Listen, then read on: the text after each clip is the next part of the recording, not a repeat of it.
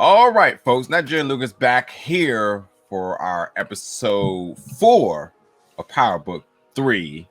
This episode is titled "Don't Sleep," or AKA Jukebox's first time. That's what I'm gonna call this episode. Pandora's box. We'll go with that. Hey. I'm just surprised they didn't play "Don't Disturb This Groove" while everything was going on, man. Like, how they miss out on that moment? That'd have been perfect right there.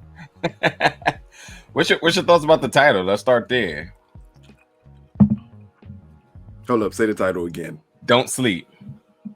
And we did hear Kanan talk about, the sleep time is a cousin of death. Yeah, and the time about the person that he met when he was locked up, who had the disease or disorder. Yeah, but he couldn't sleep. Yeah, I think it has way more to do with just the setup of situations here. Yeah, because "don't sleep" can take on so many different meanings, especially if you're from that hood environment.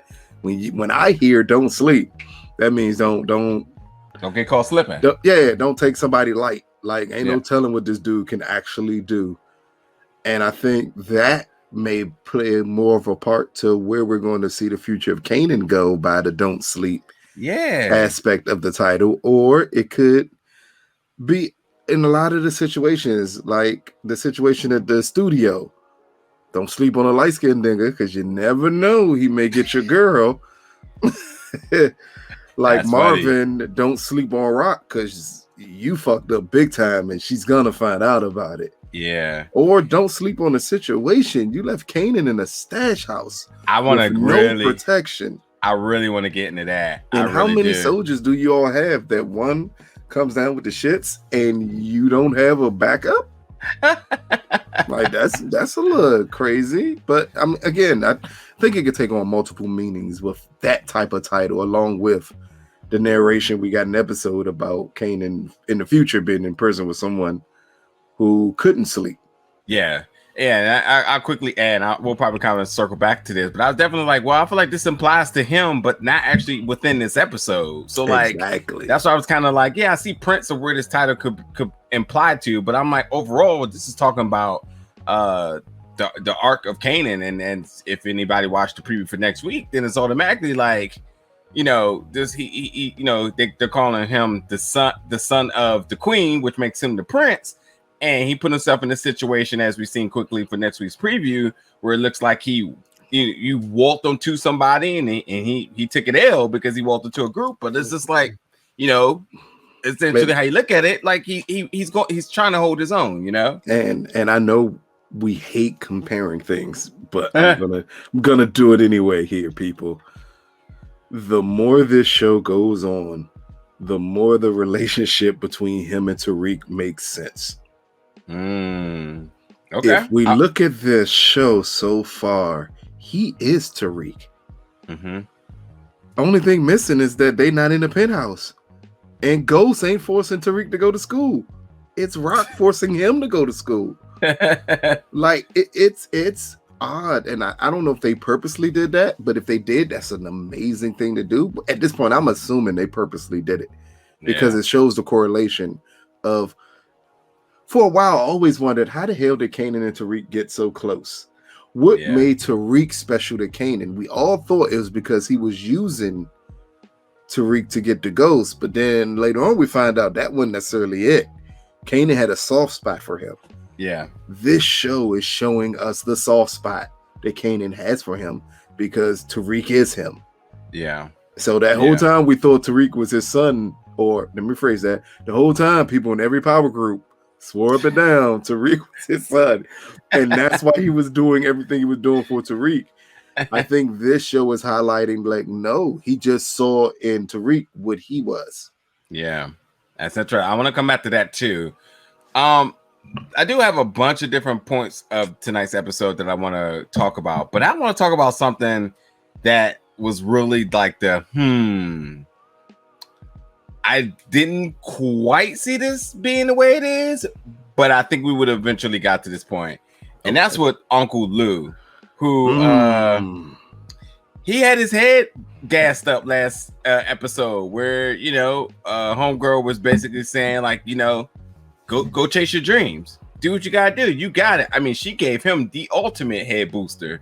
Got him emotional and everything. Got him in love. Got him doing his whole, you know, giving some public affection in the middle of the streets. You know, he get his man on. But as it come to find out, and you can inject where you want in this, but overall, is my man gatekeeping Jukebox?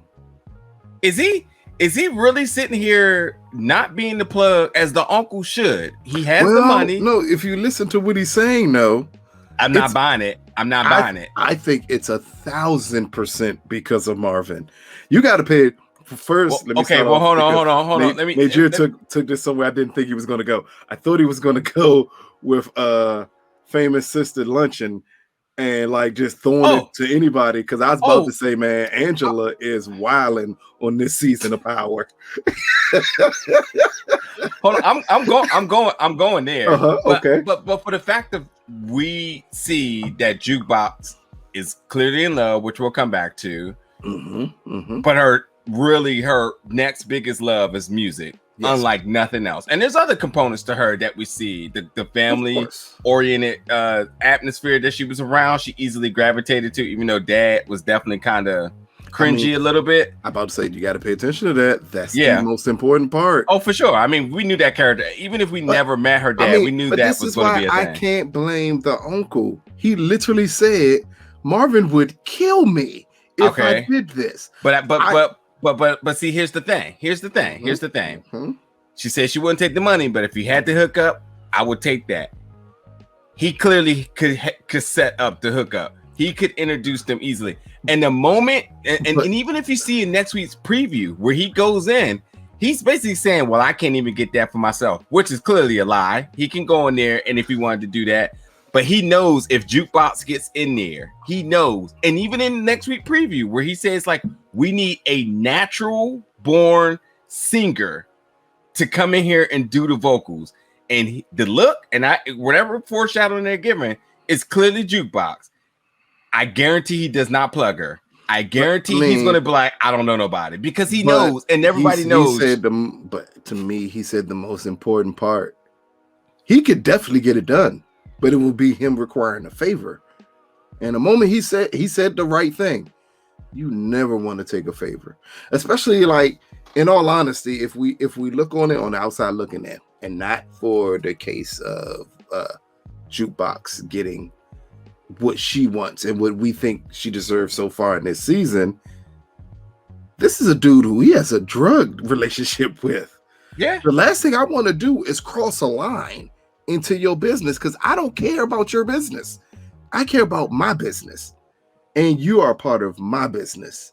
So when Angela decides to push her little brother forward to get him a deal, it has nothing to do with him. And I think he said the right thing by saying no. That's between Famous and his sister. It has nothing to do with me. Jessica, by the way. Oh, no. She's going to be Angela this entire season. I'm letting you know that. I mean, I think next week will tell what's going to be of this, but I do think that there is a high level of envy, and I think it's by the expression, and I also think, like, regardless of him being this person that seems to just be on top of his game, etc., he has an emotional side to him, and I think that this is where the envy really fits to who we're going to see him become, because the moment that, like, the uncle niece dynamic, like, I feel like it was genuine to the point where she truly started to express how much she wants to do this, and we all get a hint of how much potentially he wants to do this, and he doesn't want to take the step forward in doing so. And Jessica was right. Like, regardless of her being flirty and trying to get her brother on, she was right. Like, I can definitely, pat you on the back or whatever it may be, but you're going to have to make that step forward. And I think he respected that. But it also makes me feel like, again, he's one of those type of people who's like, well, I want the luxury of saying I did this, but I don't want to put in the work in doing so. So I saw that differently. I saw that as someone who, again, she said it best when she said, I can't wait on your time frame. And all that means Right, is right. technically, he's made it out. He don't need to do none of that. Yeah. If he's doing it, it's for passion. It ain't for money. Right. True that. So she's like, no, I need to do this to get my family out of this situation. Yeah. I don't have your luxury here. Yeah. But also because he's in this business, it had to come a point where he had to realize I have to give up music to do this. Now, with Jukebox, clearly she has a dad who is constantly saying, nah, we ain't doing that music shit. Like he said that I think they set the standard for her by him saying that to her in the first episode. He said, nah, we ain't doing that music stuff. So I think the family follow suit. Like, nah, he said no. That's your dad. That's my brother. I'm not going against him, even though I know you're talented and I want to do it for you. I'm not going to. But see, and then it contradicts everything he's doing with Kanan. Right. But always keep in mind, that's the, in all honesty, that's what good writing is that contradiction of him forcing a lot. We even seen it when Kanan came to the house and like, nigga, give me my key. You didn't see that with Jukebox and Rock. Mm-hmm. It's a different relationship. Yeah. And I agree. And again, I think that when it comes down to the structures of the siblings, that we're all going to see a triple, really random, well, not random, but a triple structure dynamic that's going to be a contradiction across the board. But I don't know. I still think with Lou, I think that he respects his brother in that fashion, not overstepping, as I think he's correct in his fashion. Mm-hmm. I still think there's a bit of envy knowing how talented she is. And that's why I thought the line of where she said, like, I understand, like, I can't take money. I don't want your money. I understand the whole favor thing. But if you're getting the established hookup connect here, then I would like to get on that. And I even think even if him and Angela are whatever they're going to be, I also think it's easy to say. But I really do love, I love how this show is mostly is Kanan's show. But I'm telling you, what they're doing with Jukebox is fantastic. Even that tidbit of them being in the arcade and she was like thrown off by that, like, oh, you got that and I didn't, and she's thrown off. I thought it was like just amazing show of display of emotion in an authentic way. Like, yeah, of course she's going to be heated like that and step off, you know. So she been stealing jackets and everything else, trying to get a demo tape. Yeah. Man, why not sell drugs if you're just trying to get a demo tape? Maybe Notorious B.I.G. wasn't out. She didn't understand. Either you sling a crack rock or you got a wicked jump shot. See, that line wasn't out yet. So she didn't understand that. So instead she up here boosting, which technically is worse than selling drugs. What she doing is worse than selling drugs. But she doesn't want to be Marvin. Exactly. And also I think the dynamic. I'm sorry. No, go. That's the dynamic that we're going to have to focus a lot on when it pertains to anything with her and music. It's Marvin. And I think we got a perception in the first episode that he was the tough brother. I no longer think that. It is Marvin. And I think Marvin's a psychopath. And that's why he like, nah, man, your dad will be too. Nah, I'm not doing that. I think that's what we're going to get as this show go on. We're going to see that while Lou comes across as stoic and Marvin comes across as a loose cannon, but it tends to be the dude who's a loose cannon is the craziest one of them all. Yeah, I agree. And, time will tell, but it's also may get to the point where who really don't have anything to lose, because he's definitely hitting the bottom of the barrel soon for what just happened. And when I say the bottom of the barrel, I mean just the bottom of the hierarchy between the three of them because of this huge mistake that he just made, and also going strictly against what Rock wanted with Kanan. But I think we might hit that next. But one other thing I wanted to add is that with Jukebox, she's also, and I think two things. One, to the point of the dynamic between her and her father, and I want to see this really evolved as we see Jukebox evolve into the Stone Cold Killer that she becomes.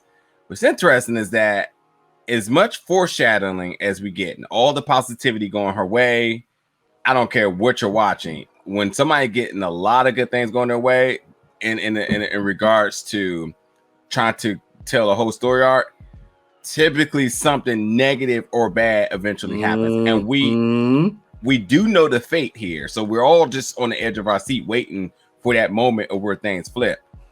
The question now is, once she does flip, how much does she become her father? Which also piggies back off of what you just said, because we know Jukebox just by how Kanan built her and how we seen her, go about in Power Book 2. What was it? Power, excuse me. Yeah, Power Book 2.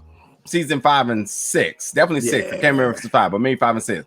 But we know based on how everybody respected her for how insane she was, I think it's pretty easy to say that as much as she doesn't want to become her father, she does. Becomes him. Yeah. And isn't that the constant theme in Power? As much as you don't want to become your father, you end up becoming him. Tariq. Or let's not even say father at this point. As much as you parents. try to avoid becoming your parents, you become them. Because that's all we're seeing Kanan do right now. Yeah. He's becoming Rock. Yeah. So except for Tommy. Tommy didn't become his mama. Because his mama was bugging. But he did become his father. Yeah. Mm-hmm. Tony. And I think that we'll see once we get the force on that. Yeah. As much as we're seeing with Juke, she's trying to present good karma in order to get good things, and she gives her girl what was her name? Polo. Which right on time. Talking about with the Olympus out right now. Yeah, but she get Nicole's her name, so she gives her D coat, and they're obviously feeling each other. And a dope backstory. Don't forget that.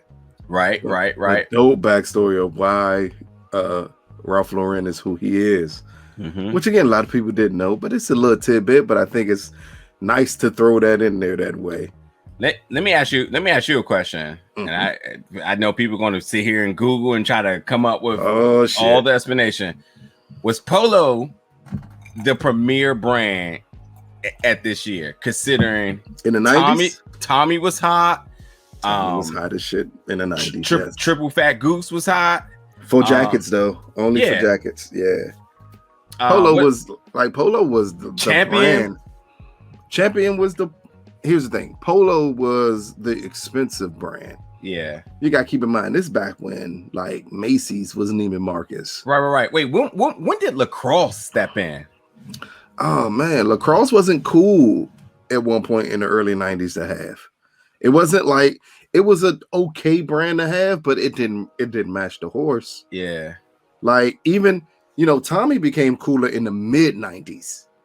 Right. This is supposed to be like 91, 92. Right.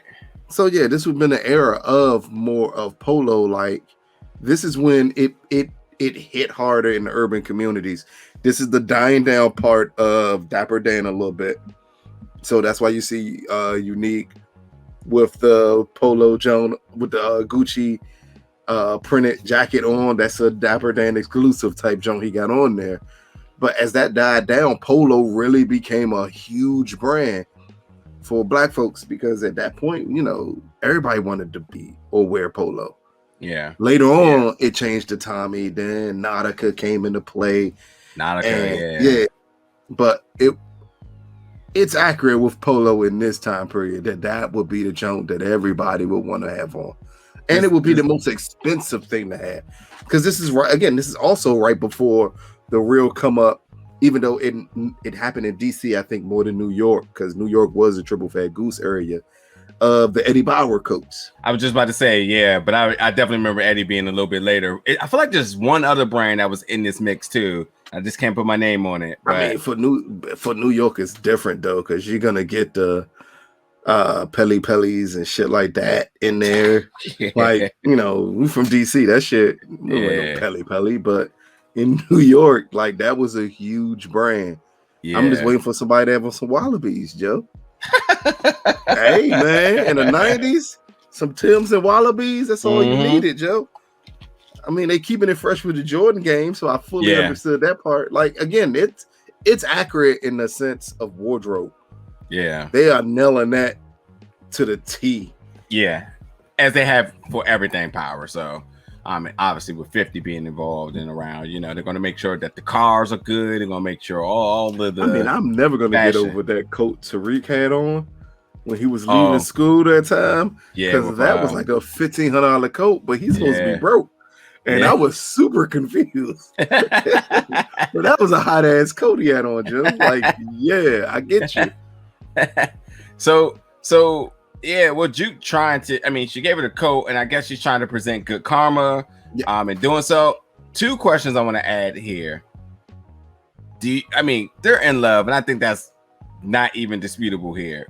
But do you think she's trying to get her homegirl to give her a blessing here by doing such? Because that's easily.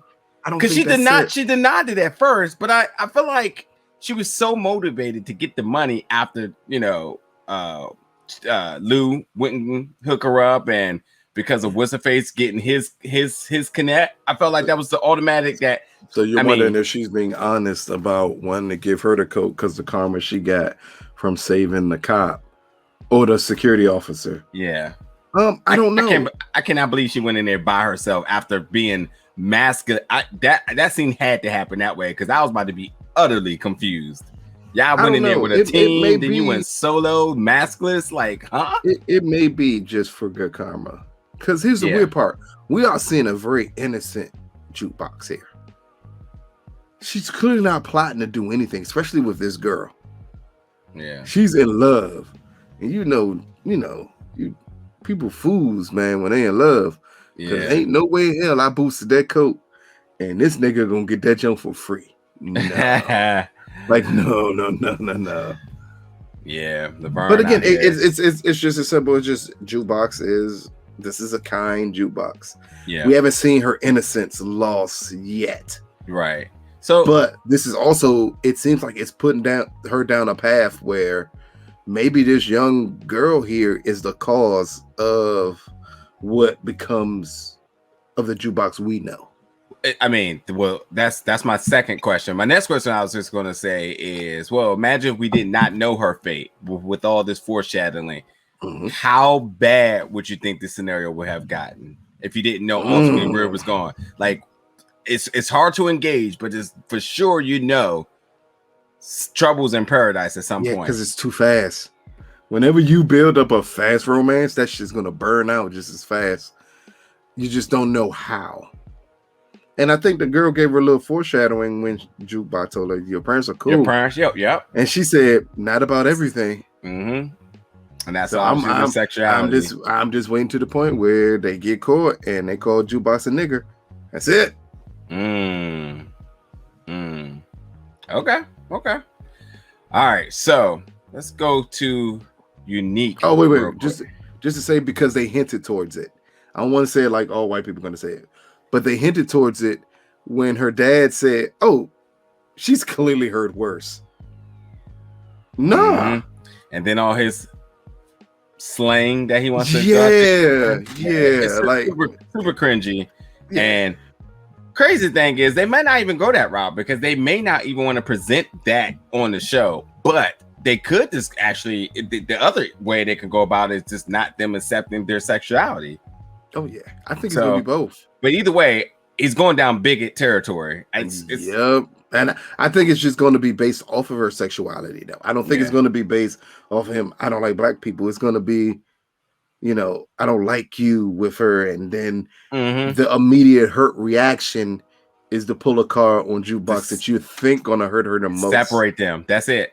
Just to separate them. And then she's on her own after that. The lack of love or connection between her and her father. You just made this shit sound super sad, like Patti LaBelle on my own type sad. it's unfortunate for us that we know her fate. It really is. If we didn't, this could be something. It would to the point that we would have to debate: should this have not been called Raising Kanan, but the Becoming of Jukebox? hey, because that's, in all honesty, Raising Kanan may not have been the best name for this at this point. Yes, you're Raising Kanan, and we fully understand that. But I'll be goddamn, his Jukebox story isn't more interesting. Yep, I think that's definitive. But folks, let us know in the comments what you think. Who has the better story arc right now? Kanan and Jukebox. We both know the end of their fates, but we didn't know we were going to get this with Jukebox in this capacity. We had a high expectation where Kanan was going to go. And I understand that season 2 could get interesting once he meets Tommy and Ghost for the first time, and once he gets more established and whatever happens with his family. Well, they've already established it won't happen in this season. Right. I said season 2, but the question is, what happens to Jukebox season 2? If they're investing this much into her season 1, they're not going to just let him go away and then her character go the opposite direction. We're just like, all right, we'll see you in DC. So could they actually be trying to run 2 different storylines? Hey, could we see Marvin go to DC and him? Clearly, that's his daughter. Could that be the angle they play? Oh, and could you imagine if they go to DC and they do some DC things and that gets introduced, and they model Marvin after a certain person in DC?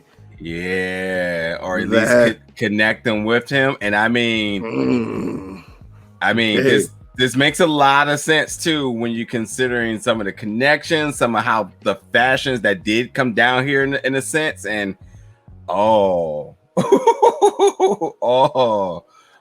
yeah, give me that season 2 ASAP. By the way, I just got to go off the limb and say that no one bakes spaghetti. No one. Actually, argue with your mother. Argue with your mother. No one. No. Let me tell you. No, sir. It is against. It breaks every law. Let me say this. Let me say this. I have a sister who that is her specialty, that whenever we have family gatherings, I ask her to make her baked spaghetti. She's the only person I've ever known to bake spaghetti. This shit is bomb. But long as we know there's only one person. Nah. She mixed the meat sauce and everything in it too, and then bake it off. But she's the only person I've ever known to bake spaghetti, and that shit is amazing. When he did it, I'm like, I need to call her after this and be like, they got Kanan on this show baking spaghetti. Yeah, you are officially not the only black person to bake spaghetti. Oh man, I know, folks. Let us know. Y'all eating baked spaghetti or y'all like it the traditional stove top? Well, not the brand stove top, but on the stove brand. Look here. Again, I said my sister baking, but clearly Kanan was baking the noodles. Yeah. He's a different type of sick psycho, Joe. Hey, bro, what is that that bacon sack brand called? What show? The white with the blue little swirlies on it that he used, that everybody has in their house. Oh no, look, no one knows the name of them Jones. Hey, bro. Them Jones just exist. Them Jones are just there. If they don't have, next time, if they don't have the orange little Tupperwares with the sugar and the salt going to, hey, you can't be in the 90s and not have this type of shit, Joe. Like Rock got money. That's the only reason they ain't got plastic on their furniture. Hey, yo, I'm trying. Hey, that's funny as shit. And I want to go back to Crown real quick. Crown Camacho, played by Quincy Brown. What you think about his performance thus far? Typical light-skinned guy in the 80s. Go ahead. He's not a bad performance at all. He is playing the sleazeball producer to the T right now. Yeah. I do not think Quincy is nothing more than a Hallmark actor. And I know that's really kind of, I don't know, critical, because he plays those roles good. Those holiday movies and the boyfriend or whoever it is, he plays those roles good. And he was decent in, what's the Lee Daniels show he did? Stars. Wasn't he decent in that? Yeah, and I was gonna say he was in a wheelchair, and then Lee Daniels does what he does best, and the writing just goes way left field. So I thought he was solid in that. But it also he is the original Hakeem. Yes. Yes. Yes. But I feel that in this role, I'm seeing a little bit of versatility for him. That's what my man was dope in. Dope. Yeah, dope. Yeah, he was really good in Dope. Yep. And I think he's good. I think he's good here because the role they have him playing of the sleazeball Well, I'm not going to say sleazeball producer because he gave Famous some of the best advice humanly possible. When you spitting about killing people and nigga, you hang out at the bodega playing video games. You're not a thug. Like, correct that. I think that was dope. I just think it was sleazy with him and Angela later on in the episode. Just that interaction. Of, we're gonna have to hang out. We're gonna have to be around each other more. Like, you're playing a card with a very dangerous person who will probably shoot your head off. If you think you're trying to take his girl from him. Yeah, we'll see. I just thought worth noting that I feel like he's definitely trending in the right direction in his definitely and on his resume. I'm liking what he's doing right now. And I thought he was not. I'm not gonna say a one-trick pony, but he was definitely playing roles that were very similar to each other. Dope is a really good example. It's one of my favorite movies. Doesn't get enough credit. But and I love the show Star before Lee Daniels decided that he needed to end it before it ended. And it was like, where's the rest of this at? But yeah, I'm digging what he's doing in this. So look, let's get to the big chunk of things here. Unique is cold-blooded. He killed his best friend, his day one since the sandbox, dude. I mean, first of all, that whole Saw scene in the beginning, like the pulling of the ear coming off, is that the most graphic thing that Power's ever done? Yes. Yeah, I was gonna say because it felt very Saw-ish, and I was just like, but so we established that he's borderline lunatic and he's very compulsive in a fashion. And he has no loyalty to anyone around him. Where he said that anybody in this room is suspended. Yeah, just plain as that. We also established that all the people who were under him are suckers. How dare you come in this room and say all you niggas can get it and not leave out with a bullet in your head, nigga? Like, it's a whole room of us, and we just saw you kill your day one. Like, nigga, there's no one to have your back here. Yeah. Like, but again, it may just show just the control he has. Over them. Not to mention, I like critic hat here. Did you notice? And I know I can't be the only one that noticed it, but when they did show him in that scene when he was talking about when he was in the room with all his friends, did you notice how unstable the camera was? Yeah. It was cringy bad with the shaking. I was like, is this like a home video? Like, this show was like, it just threw me off a little bit. I know they love those close-up shots with Power. Like maybe it was a little bit. Well,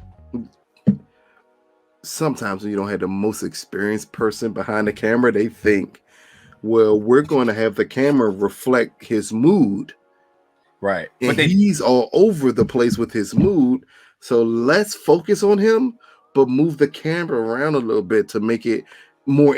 They assume it's a more intense scene, not understanding it's actually a worse scene for people to actually see and watch. And to the point, if anybody's wondering what we're talking about exactly, in the scene where he's with all his friends, look, unless they redo this for some odd reason, look and see how the camera positions and shakes as he transitions around to, because they got him back towards him, and then it's going to go around. And then later on in the episode, watch where Juke is on the arcade. It's the same thing, but done right.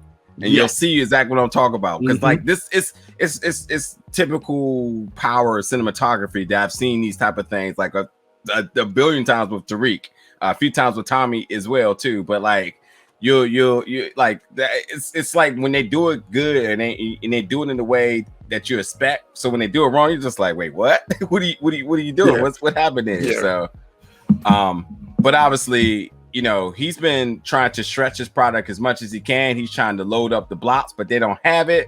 So he's looking to figure out what he's going to be able to do with Rock. Change the colors of the caps. I love when he said that line. Because in all honesty, for reasons I will not explain, that's what I was thinking. I said, oh yeah, you got to make it look like it's not the same product.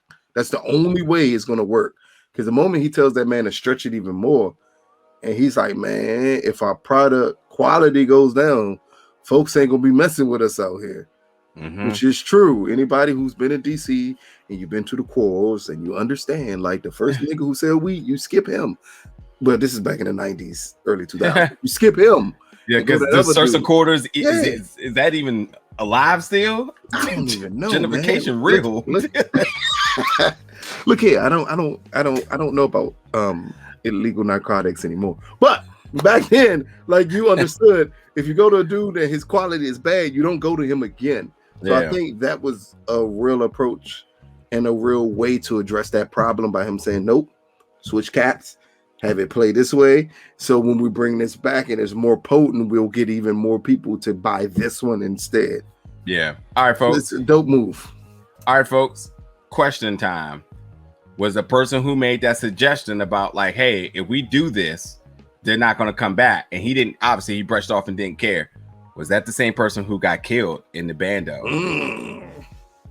And you know why this is important? Because if you have somebody that has that type of mind on your team and you take that away, then you truly have a group of yes men, which means that there will be trouble in paradise with however they plan on hitting the blocks again, because they're not thinking rationally, much like we just said. So was that the same person? Now, we watched it once, so, you know, we're not going to go back and find out just yet. But you tell us, since you all probably had a chance to rewatch it. We both have to have the acknowledgement that neither one of these armies of dealers seems to be that deep. Yes, like 3-on-3. Hey, no, they are not even running full court at this point, Jeff. Big three league here. I will never get over the point that dude had the shits, and you immediately went to Kanan. Like Nick, there's just no one else there. Like, so part to this is down now that Unique, he hits the block and he sees that Davina, who's always pushing the stroller for some reason. That's her MO. I get it. No, that's not Tasha. She's pushing in the stroller. If I see one more person say that's Tasha, she's pushing in the stroller. That is not Tasha. She's pushing in the stroller. She and her and Kanan, his weak spot, and you know, we find out her weak spot is her mother, who is strung out. Unique obviously got her zooted out here, but he says, you know, I can help you if you help me. I put her through rehab, etc., get her clean. She comes out, becomes a better person. She becomes a mom. He still thinks that there's mom left in her. We all know that this is a lie and this is not going to end well. But to do her, he had to do she had to do him a favor. She gave up the bando location, which then they plotted, and then they seen Marvin and Kanan trying to move product from out of the bando to the new stash house, which is in the back of the bodega. Yes. So the thing with this is they did name drop her mom name, I believe. Did they? Was it Wanda? I'm trying to look if I wrote it down right here. Only picking Wanda because that was a crackhead on Snowfall. Yes, sir. It definitely was not Wanda. All right. Either way, we'll come back. That's not the big point. The big point is that the bando has been compromised. Fine. The issue, as we said last week, is Kanan being torn between his mom and his uncles, as we see again. As you said, Marvin went to his man. He couldn't go. Picks up Kanan. Kanan's supposed to be going to school. He interjects. And not only does he strictly makes him go against what his mom said, Marvin has proven to be unorganized, as we've seen, behind, and then irresponsible by leaving Kanan in a bando completely by himself with everything there. No reason. It makes no sense that he would have done that. And thus, they get ran upon. Kanan says the funniest line of the entire episode. You might as well have let me killed me because my mom would have killed you. Because what she gonna do when she finds out? But ain't nothing like the fear of a black mama. Listen, nope. But what do we make of this scenario now? Now half the product is gone. They know that Unique has it. They already said that Kanan can't wash clothes, so we knew that was going to come back to bite him at some point in this episode, as she found the bloody polo shirt as he's in school. I might as well just fast forward this too. Now that he's in school, his professor happens to be Professor Symphony. Yep, Professor and there's a level of accountability that he must attend now. Because ain't no way getting out of that one. But so I say focus on this. This whole setup gave us 3 payoffs that we've been waiting for. One was Kanan don't watch clothes. We kind of knew where that was going to go to.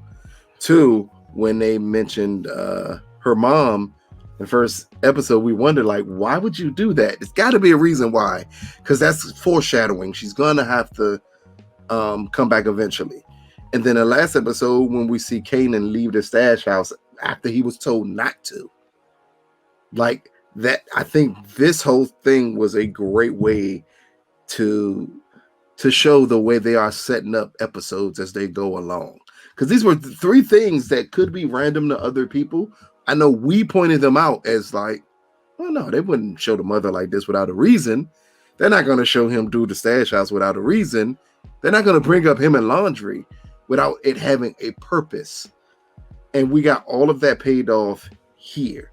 Now, as it pertains to Marvin, I am highly confused how he goes to Kanan and Lou is sitting in a diner. Are you telling me you didn't think, hey, regular dude can't do this? Let me get Lou and let's empty out the stash house. Instead, you go to get Kanan. It shows the recklessness of Marvin. Not only does that show the recklessness of Marvin, you see these guys loading up and getting your product out of your stash house. You are close enough to park your car and literally walk up on them with your gun and kill both of them. Instead, you decide to ram your car into another car. That made no sense at all. So I thought this was going to be our first display of one of those tank cars. And I was like, oh no, it's just the regular Benz. He don't have to still enforce frame on this one. That's what I thought they were going at with that. But I was like, first of all, how did he not shoot anybody? He had to drop. He had them distraught. Nigga, their backs were turned. All you had to do was get out your car and shoot. Yeah. It made no sense. Yeah, and Rock's not going. I mean, there's a lot of liability here. Rock's going to be like, your car, what happened? By the way, you're late. Rock ain't going to give a fuck about that car the moment she saw Kanan's shirt. Oh, for sure. But all of this was eventually going to catch him out. And by the way, why did you let Kanan go back with that shirt, sir? At least Tasha was smart enough to have Tariq burn everything. Nigga, you are not going home with any of this stuff on you. He strictly said, this is between me and you. Don't tell your mom. And you bring the shit to your mom's house? It's almost like he instantly forgot what he said out of his mouth. Where is Tasha when you need her? She's in the stroller. To be in there to take the clothes off of Kanan like she had to Tariq. And understand, like, this shit cannot be around here. Oh boy. But again, you gotta love it because it really shows the recklessness of a character. Yeah. Like Marvin. It shows that he ain't there all the way. From him taking the fucking dog, we knew. One, you's a trifling bitch that dog been there for over 24 hours and you didn't feed the dog because you ran out of food. That is a Rottweiler. Guess what he gonna eat if you don't feed him? Yeah. Nigga, you just became the menu.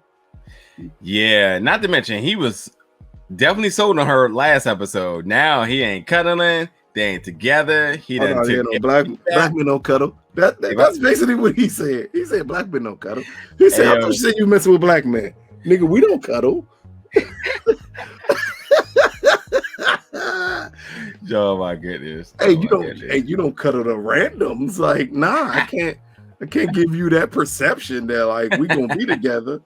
You know, cuddling after giving it to you is like the sign like we go together at this point. When he said, "What you doing?" I said, "Yep, he about to turn full nigga," and he did. As he grabbed his Versace shirt and dog and left. Yep. Well, I think that's going to do it for this review of episode 4 of Power Book 3. Folks, jump in the comments. Let us know your thoughts about tonight's episode. And definitely, I'm curious to know you all's response and reaction to Lou and Jukebox. That's the one I'm struggling with right now. Is he gatekeeping or is he just playing good uncle? And then Marvin, I want to know how you all are feeling about him right now, because he's definitely getting unhinged with a lot of these very irresponsible decisions that he's making. And then Kanan. Kanan and his soft spot, Davina, who basically is playing informant right now. How do we see this resolving? He's in love with this girl. He's soft for her. But what finds out when, well, essentially, she almost got him killed. I mean, so what happens when we find out about Unique, and how is he going to progress forward with his team? Like, you kill your number one. No one wants to step up to take his place. Is this the beginning of his downfall? And we didn't get to see Omar Epps' character, none of the feds in this one, but they'll be back next week based on the preview. So we'll see how things are going. For 4 episodes, this has been good. This has been fun. This has been a really good series. So yeah, as you know, we'll be here for the entire season, but definitely let us know your thoughts about the season thus far. But yeah, folks, that'll do it for tonight, and we will see you all next Sunday. Thank you for watching, folks. Angela was wilding this episode. That's all I'm gonna say. Tasha was just wilding in the stroller.